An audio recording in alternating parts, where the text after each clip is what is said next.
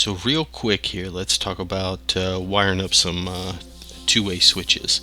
You got your battery there, your source. You got two switches, obviously. You got something that you want to power. So your power source is going to go into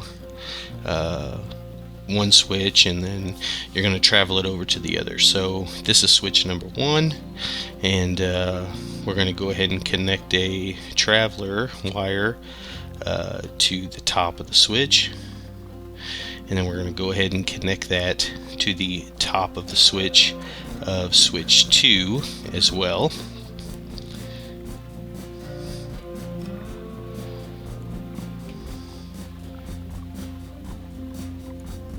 And then we're going to go ahead and connect this traveler here to the bottom of the switch of switch 1, and then we're going to go ahead and connect that over to the switch 2 to the bottom prong there. So then on switch 2, that's going to leave the middle prong left, and that's where your whatever you want to power, that's what that goes to. So in this case, it's the light. So we're going to go ahead and let's check it out. Flip our switches here and see if that light comes on.